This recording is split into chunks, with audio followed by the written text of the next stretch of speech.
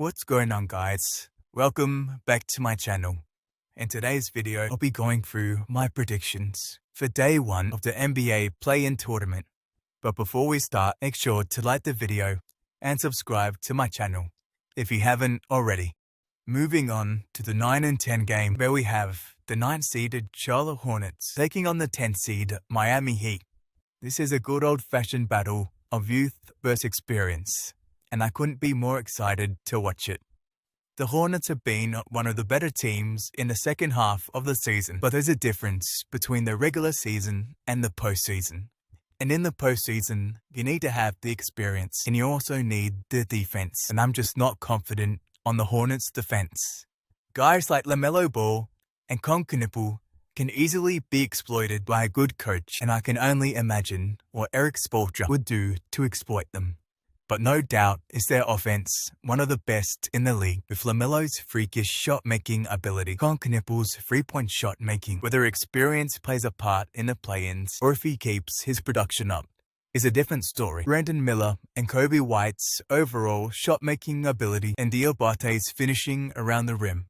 Not to mention guys like Miles Bridges, Zion James, and Grant Williams' impact on the offensive end.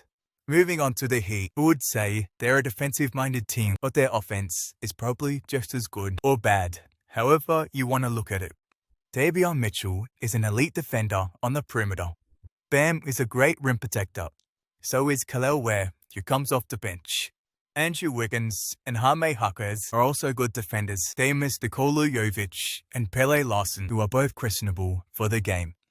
They have good individual scorers like Tyler Hero and Norman Powell, who are both capable of exploding for a 40-point game, especially up against this Hornets defense. Bam isn't the most consistent scoring threat, but it can also explode for a high-scoring game.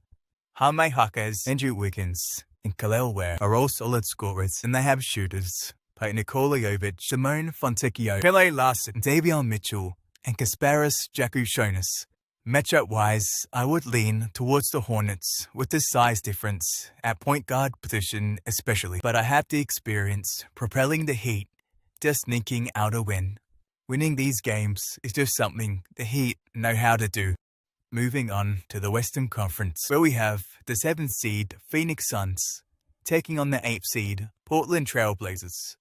The Blazers' offense has surprisingly been pretty good this season.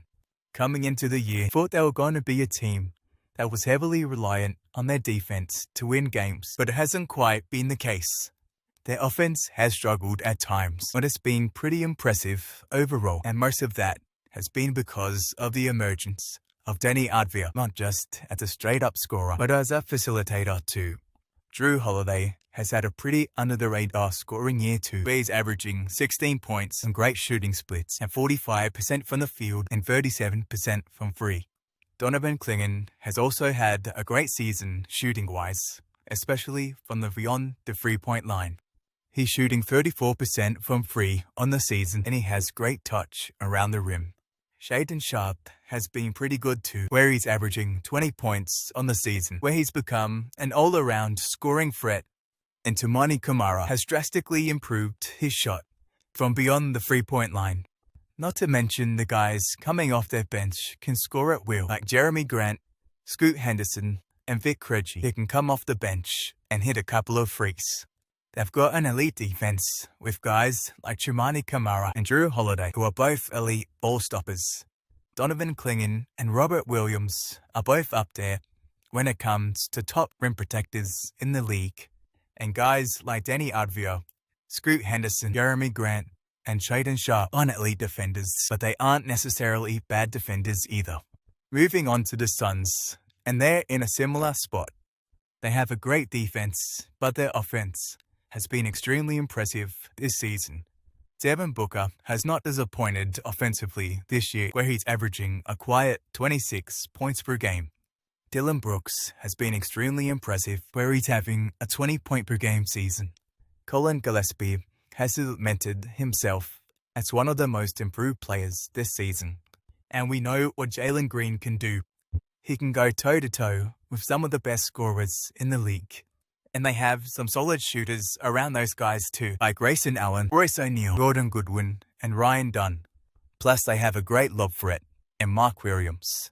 But if they want to win this game, it's their defense that needs to dominate, and they have the personnel to do so, with guys like Dylan Brooks and Ryan Dunn, who are both elite perimeter defenders. Jordan Goodwin is an elite disruptor and a guy that will pick you up from 94 feet away from the basket. Grayson Allen, Royce O'Neal, and Devin Booker are all solid defenders as well. And Mark Williams is a good rim protector.